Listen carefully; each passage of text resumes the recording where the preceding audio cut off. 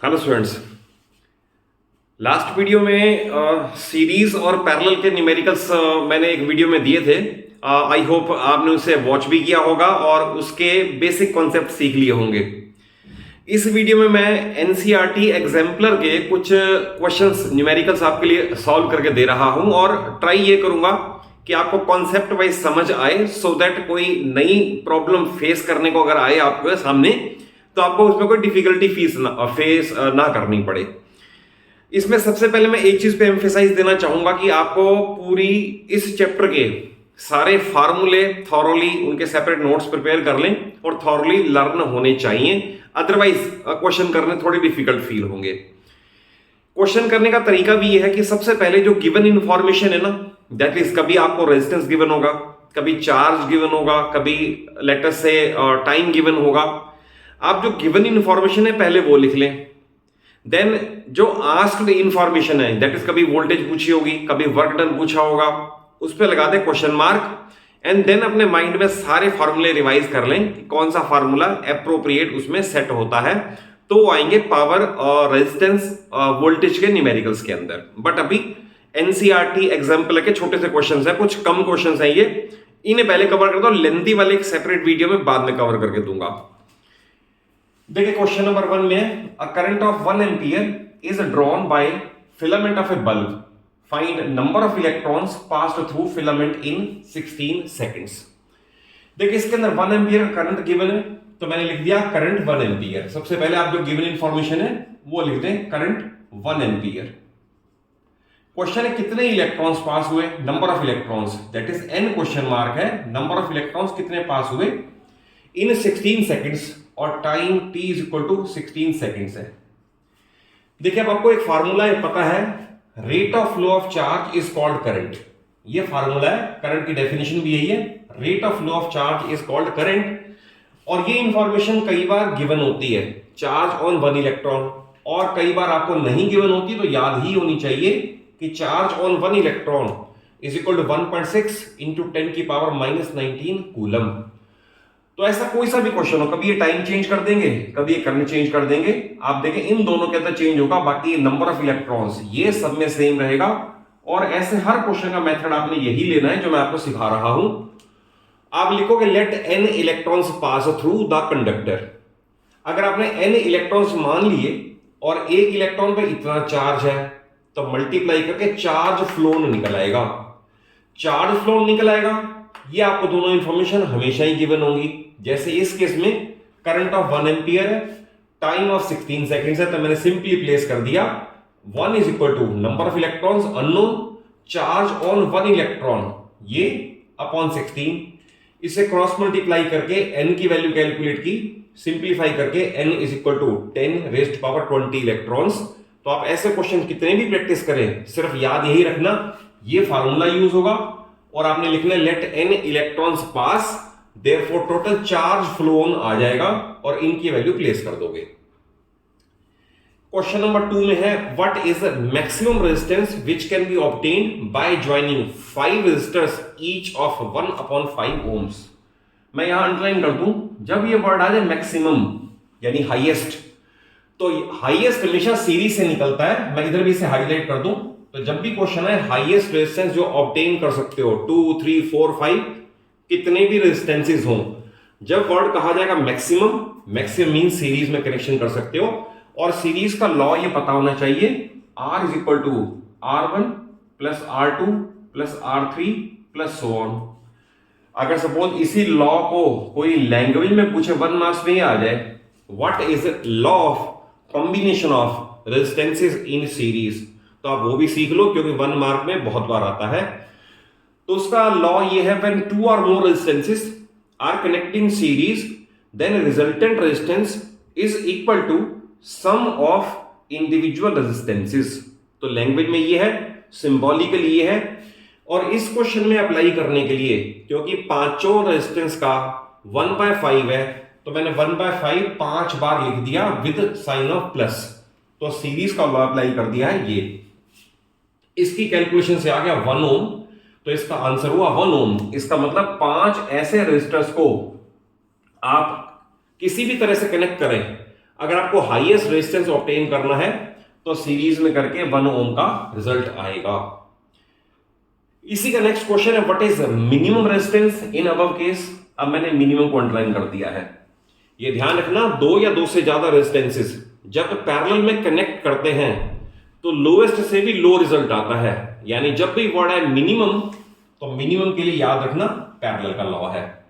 अब इसके लिए भी अगर सपोज आपसे ये पूछें कि what is law of combination of resistances in parallel, language में पूछे अगर तो आप लॉ की लैंग्वेज भी सीख लो, इसे एज इट इज लर्न कर लेना, जैसे मैं आपको प्रोनाउंस करके सिखा रहा हूं। When 2 or more resistances are connected in parallel, then reciprocal of the resultant is equal to sum of reciprocals of individual resistances. तो ये लॉ की लैंग्वेज ये है और सिंबॉलिकल ये है। अब इसमें आपने किया तो 1 अपॉन रिजल्टेंट, ध्यान रखना 1 अपॉन आर। कहीं बहुत स्टूडेंट यहां गलती ये कर देते हैं कि यहां पर आर प्लेस कर देते हैं, ये पहले 1 बाय आर ही रहेगा और 1 बाय 1/5, 1 बाय 1/5, क्योंकि इसकी वैल्यू 1/5 है अप टू 5 टाइम्स। तो आप जब 1 अपॉन 1/5 को करोगे ना तो ये 5 आ जाएगा। हमारे पास ये 1 अपॉन 1 अपॉन 5, तो इसका मीनिंग है 1 अपॉन 1 इंटू 5 अपॉन 1, तो दैट इज 5। और 5 को 5 बार करोगे तो ये आ गया 25। फिर यहां स्टूडेंट गलती करते हैं कि आंसर हो गया हमारा, ये आंसर नहीं है, ये वैल्यू 1 बाय आर की है। यहां रेसिप्रोकल करना बहुत जरूरी है क्योंकि हमें तो आर चाहिए, आर। तो इसका रेसिप्रोकल करोगे तो इसका मीनिंग ये निकला कि इन रेजिस्टेंसेस को पैरेलल में कनेक्ट करके जो मिनिमम रेजिस्टेंस आ सकता है वो 1/25 है। 25 मत लिख देना, या गलती के चांसेस पूरे हैं। ये 1 बाय आर है तो आर लेना होता है, ये भी इक्वली इंपॉर्टेंट है। नेक्स्ट क्वेश्चन में देखें, which has highest resistance in the given graph. तो देखिए वीआई ग्राफ गिवन है और आपको R1, R2, R3 तीन रेजिस्टर्स के लिए ग्राफ ड्रॉ करके देखा, और ये एमसीक्यू में आपको 4 ऑप्शन दे रखी है, मैंने आपको करेक्ट वाली लिख दी है और करेक्ट की ही एक्सप्लेनेशन दे देता हूं कि इनमें से कौन सा ठीक है, कि किसका रेजिस्टेंस हाईएस्ट है। तो पहली बात तो आप ये ध्यान रखने, जब भी वीआई ग्राफ हो, जो ग्राफ V की तरफ ज्यादा झुका हुआ होगा, V की तरफ ज्यादा झुका हुआ होगा, उसका रेजिस्टेंस सबसे ज्यादा होगा। आप एक गोल्डन रूल याद रख लें। फिर भी समझने का तरीका बता दूं, क्योंकि कई बार एग्जामिनर V इधर दे देंगे, I इधर दे देंगे, तो मैंने आपको बता दिया जो ग्राफ V की तरफ ज्यादा झुका होगा उसका रेजिस्टेंस हाईएस्ट होगा। ये आप याद रखें। कैसे देखिए आप, मान लो आपने एक ये लेटर से 10 वोल्ट फिक्स कर दिया, हम ये देखना चाहते हैं इस 10 वोल्ट के लिए किस में से कितना करंट फ्लो कर रहा था। हमने 10 वोल्ट फिक्स कर दिया। 10 वोल्ट फिक्स करने पे मैंने देखा R3 में से सिर्फ इतना करंट फ्लो कर रहा है। अब इसी ग्राफ को मैं और आगे ले गया, लेटर से यहां तक ले गया। अब मैंने देखा कि R2 में करंट ज्यादा फ्लो हो रहा है। अब इसी वोल्टेज को और मैं ऊपर तक ले जाऊं, लेटर से और ऊपर तक ले गया, और इसमें देखा कितना करंट फ्लो कर रहा है, हाईएस्ट करंट फ्लो कर रहा है। जिसमें से करंट ही ज्यादा फ्लो कर रहा है तो उसका रेजिस्टेंस तो उल्टा होगा, दैट इज रेजिस्टेंस कम होगा। बट पूछा है विच हैज हाईएस्ट रेजिस्टेंस, तो आप देखें R3 के केस में गिवन वोल्टेज के लिए लीस्ट करंट फ्लो कर रहा है। Least current means highest resistance. ये ध्यान रखना, हाईएस्ट रेजिस्टेंस ये डिराइव कहां से किया, लीस्ट करंट से। करंट लीस्ट है तो रेजिस्टेंस हाईएस्ट है, तो इसका एप्रोप्रिएट आंसर है R3 सबसे बड़ा होगा, क्योंकि सबसे ज्यादा झुका हुआ है V की तरफ। देन R2 उससे थोड़ा कम होगा और R1 सबसे कम होगा। और इस पे डायरेक्टली और इनडायरेक्टली कई तरह से क्वेश्चन पूछे जा सकते हैं। आपको मैंने समरी बता दी कि जिसका ग्राफ V की तरफ ज्यादा झुका हुआ होगा उसका रेजिस्टेंस हाईएस्ट होगा, दैट्स ऑल। इसमें एक और ध्यान रखना, लेंथ इररिस्पेक्टिव है। कई टीचर क्या करेंगे, कंफ्यूज करने के लिए एक का ग्राफ यहां तक छोड़ देंगे, एक का ग्राफ यहां तक ले जाएंगे, और कई स्टूडेंट्स को ये लगता है कि length of this slope is important. इसकी कोई इंपॉर्टेंस नहीं है, ये लेंथ बड़ी हो छोटी हो कोई इंपॉर्टेंस नहीं है। आपने सिर्फ देखना है उसका झुकाव V की तरफ किसका ज्यादा है, तो ये ध्यान रखना, यहां गलती ना हो। क्वेश्चन नंबर 5 ये है, ये भी एग्जाम्पलर का ही है। A coil has length L, area of cross section A and resistance R। Another coil of same material, important है सेम मटेरियल। जब सेम मटेरियल है इसका मतलब रेजिस्टिविटी सेम रहेगी। Has length 2L and resistance R, what is its area of cross section? तो देखिए सिर्फ एक फार्मूला आपको याद रखना है, R is equal to rho L by A, that's all. Resistance directly proportional to length of conductor, resistance inversely proportional to area of cross section. देखिए कितना सिंपल कर दिया इसको मैंने, R is equal to rho L by. दूसरे case में मुझे नहीं पता आर कितना है, मैंने आर डैश लिख दिया उसको, R dash is equal to rho, वो मटेरियल सेम है तो रो सेम रहेगा। लेंथ उसने कहा एल की जगह 2l तो वो कर दिया, एरिया भी नहीं पता कितना है तो ए डैश कर दिया। बट हमें ये पता है they have same resistance, R और आर डैश इक्वल है, R is equal to R dash, it means rho L by A is equal rho 2l by A, ये मैंने प्लेस कर दिया। इसके बाद रो से रो का कैंसिलेशन, एल से एल का कैंसिलेशन, तो ए डैश इज इक्वल टू ए, यानी कि नया एरिया ऑफ क्रॉस सेक्शन उसका, नया नहीं सेकंड वाले का एरिया ऑफ क्रॉस सेक्शन पहले के कंपैरिजन में डबल होगा। और ऐसे क्वेश्चन बहुत सारे होंगे, आपको सिर्फ ये फंडामेंटल याद रख के चलना है कि आर और आर डैश में क्या रिलेशन है, उसके बाद सिर्फ अननोन में रेशो आ जाएगा, बाकी इसमें कुछ करने की नीड नहीं पड़ती। लेकिन नेक्स्ट 5 क्वेश्चंस लेने से पहले I will like to share one thing with you, कि अगर आप क्लास 9th और 10th के स्टूडेंट हैं और मेरे चैनल पे नए हैं तो चैनल को जरूर सब्सक्राइब कर लें।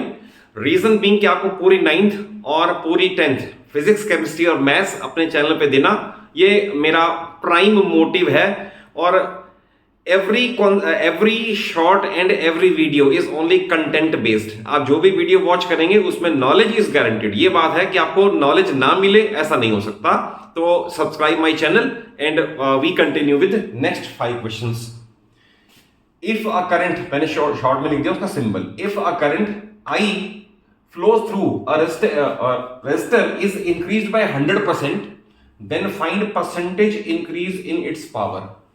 तो आपको ये दरगा करंट को 100% इंक्रीज कर दिया तो बताना है पावर में कितने परसेंट इंक्रीज होगा।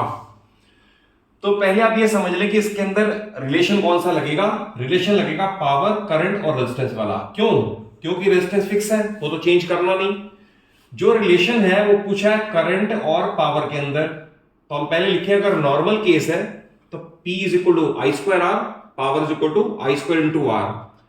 इसने कहा कि करंट इज इंक्रीज बाय 100%, तो इसका मीनिंग है डबल कर दिया। अगर वैसे भी याद ना हो तो इसका मीनिंग यह है करंट पहले अगर सपोज आई था तो प्लस 100% ऑफ आई इसमें ऐड कर दिया इसको, इसका मीनिंग होगा I plus 100, percentage means upon 100, of means into and I, और इसे आप कैंसिलेशन करोगे I plus I is equal to I. तो मैंने और फर्दर आपको क्लैरिफाई कर दिया है कि 100%, 200%, 300% कैसा भी क्वेश्चन आ जाए आपको सिंपलीफाई ऐसे करके देखना होता है। और मैंने क्लियरली बता दिया 100% मींस दुगना कर दिया, कैसे आया वो यहां समझा दिया। अब सेकंड केस में पावर P डैश, करंट को डबल कर दिया, फार्मूले का स्क्वायर रहेगा इंटू आर रहेगा, ये बना 4 आई स्क्वायर आर, और आई स्क्वायर आर की वैल्यू है P, इसका मतलब 4P। इसका मीनिंग है नई पावर पुरानी पावर का 4 गुना है।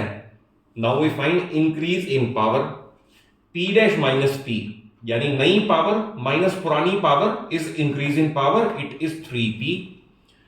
तो एक और बात ध्यान रखना, जब भी परसेंटेज निकालनी हो तो इंक्रीज और decrease is always over original, ये याद रखना, गोल्डन रूल है।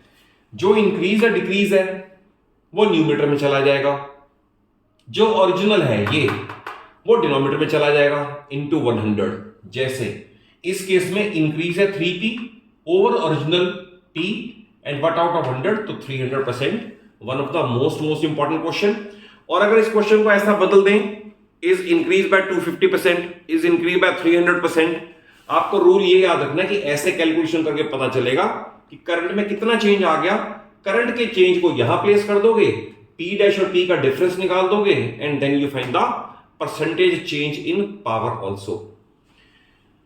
नेक्स्ट है 3 bulbs 40 watt, 60 watt, 100 watt are connected, number 1 in parallel, number 2 in series, which will grow brightest and why.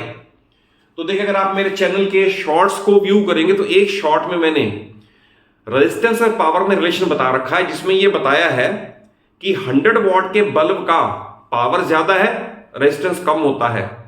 और अगर मान लो सपोज 10 वॉट का नाइट बल्ब है तो 10 वॉट के नाइट बल्ब की पावर कम है बट रेजिस्टेंस बहुत ज्यादा होगा उसका। तो आप एक मेरे शॉर्ट को व्यू कर लेना। उस शॉर्ट में मैंने डोमेस्टिक वोल्टेज पे 2 या 3 बल्ब का कंपेयर करके बता रखा है कि जिसकी पावर ज्यादा होती है उसका रेजिस्टेंस कम होता है एंड वाइस वर्सा। अब इस केस के अंदर देखिए 100 वॉट का बल्ब, क्योंकि इसकी पावर ज्यादा है इसका रेजिस्टेंस कम होगा और वोल्टेज इसको सेम मिलनी है।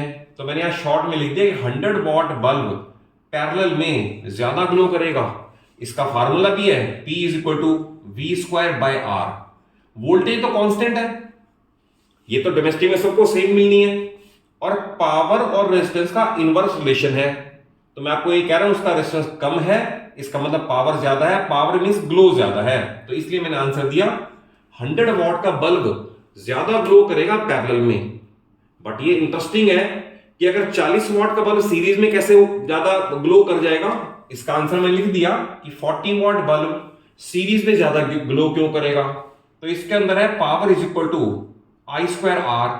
अब सीरीज में करंट तो दोनों को सेम मिल रहा है, या ये हो और पावर और रेजिस्टेंस में डायरेक्ट रिलेशन है, यानी जिसका रेजिस्टेंस ज्यादा उसकी पावर ज्यादा।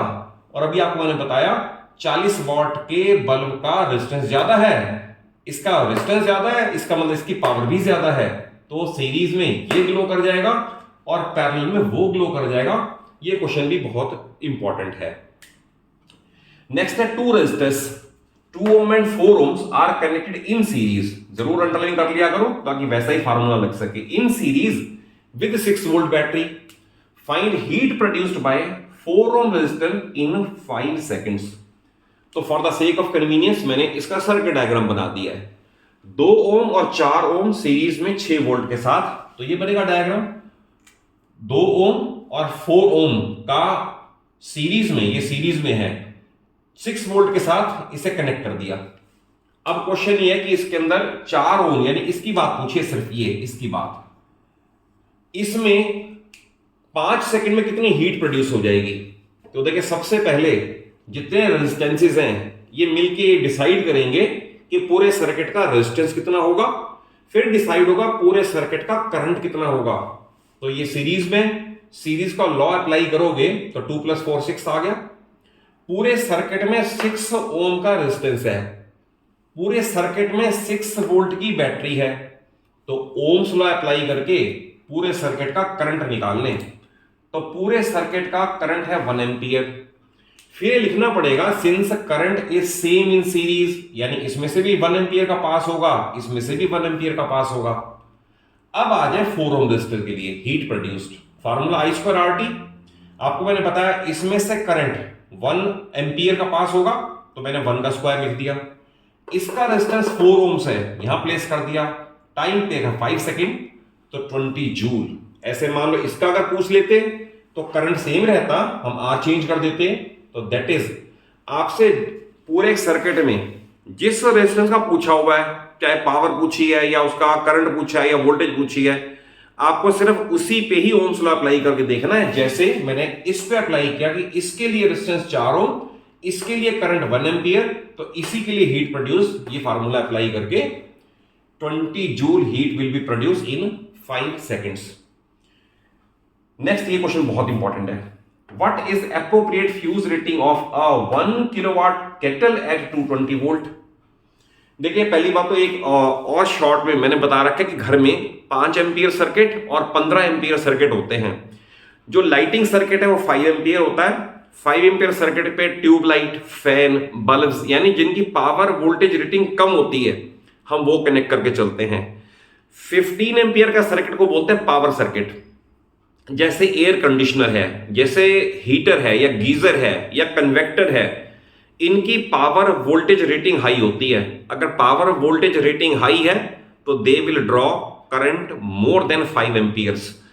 तो अगर 5 एम्पियर से ज्यादा करंट ड्रॉ करेंगे और आप 5 एम्पियर सर्किट पे कनेक्ट कर दोगे तो या तो फ्यूज ब्लो ऑफ हो जाएगा या वायर्स हीट अप होके इंसुलेशन मेल्ट हो जाएंगी। इंसुलेशन मेल्ट होते ही लाइव और न्यूट्रल वायर टच कर जाएंगे, टच करते ही शॉर्ट सर्किट होगा, शॉर्ट सर्किट होते ही आग लग जाएगी। तो आप ये मान के चलो कि आपको ये पता होना चाहिए कि 5 एम्पियर सर्किट क्या है, 15 एम्पियर सर्किट क्या है। अब इस न्यूमेरिकल में हमें दे रखा है 1 किलोवाट, तो मैंने इसे कन्वर्ट कर दिया 1000 वॉट। फॉर्मूला याद होना चाहिए, P = V × I। 1000 वॉट और 220 वोल्ट, और हम देखते हैं करंट ड्रॉन कितना है। तो मैंने कैलकुलेशन की, करंट ड्रॉन 4.5 एम्पियर है और फ्यूज की सेफ्टी लिमिट हमारी 5 एम्पियर है, ये वाली 5 एम्पियर। तो करंट ड्रॉन सेफ्टी लिमिट से कम है ना, तो इसका इसे 5 एम्पियर सर्किट में कनेक्ट कर सकते हैं। बट अगर सपोज यही क्वेश्चन हो जाता 2 किलोवाट वाला, तो मैं क्या करता, 2000/220 करता, तो करंट ड्रॉन इस केस में मोर देन 5 एम्पियर आया था। ऐसे वाले क्वेश्चन कई बार एक्स्ट्रा में ये पूछते हैं कि अगर 2 किलोवाट का एसी आपने 220 वोल्ट पे कनेक्ट कर दिया 5 एम्पियर सर्किट में, what result do you expect. तो उसका फिर आंसर अभी आपको मैंने बता दिया। उसका आपको आंसर इस तरह से लैंग्वेज में, since current drawn by a single device is more than the safety limit of circuit, यानी 5 एम्पियर की लिमिट से ज्यादा करंट अकेला ही ड्रॉ कर रहा है। इसका मतलब या तो फ्यूज ब्लो ऑफ हो जाएगा या फिर शॉर्ट सर्किट हो जाएगी और आग लग जाएगा। इसलिए हायर पावर वोल्टेज वाले अप्लायंसेस सारे पावर वाले फ्यूज में, पावर वाले सर्किट में 15 एम्पियर में कनेक्ट करेंगे, 5 एम्पियर में कनेक्ट नहीं करना। और लास्ट है, what is difference between kilowatt and kilowatt hour. ये भी 1 मार्क में इंपॉर्टेंट क्वेश्चन है। तो क्योंकि वॉट पावर है तो किलोवाट भी उसका बड़ा यूनिट है, तो एक सिंपल डिफरेंस है कि किलोवाट पावर का यूनिट है, बट किलोवाट आवर जिसे हम इलेक्ट्रिकल यूनिट या कमर्शियल यूनिट बोलते हैं, वो इलेक्ट्रिकल एनर्जी का यूनिट है। तो एक है एनर्जी का यूनिट, एक है पावर का यूनिट। तो KW एंड KWH में डिफरेंस भी आपको पता होना चाहिए। नेक्स्ट वीडियो में मैं इनके और थोड़े से डिफिकल्ट या नेक्स्ट लेवल के न्यूमेरिकल्स लूंगा। आप इन्हें जरूर थॉरली लर्न करो, और अगर कुछ मेरे से बात शेयर करना चाहते हो तो कमेंट बॉक्स में जाके जरूर कहो, सो दैट मैं उस पार्ट को प्रायोरिटी दे दूं। अदरवाइज पूरी 9th और पूरी 10th की physics, chemistry, maths least level से लेकर टफेस्ट लेवल तक अपने चैनल पे देने का मेरा एक टारगेट है। और अगर वीडियो कॉन्सेप्ट वाइज अच्छी लगे, समझ आया हो, तो वीडियो को जरूर एक अच्छा सा लाइक दो, अपने सभी फ्रेंड्स को, क्लासमेट्स को शेयर कर लो, और चैनल सलूजा क्लासेस को जरूर सब्सक्राइब कर लो। Thank you for watching the video.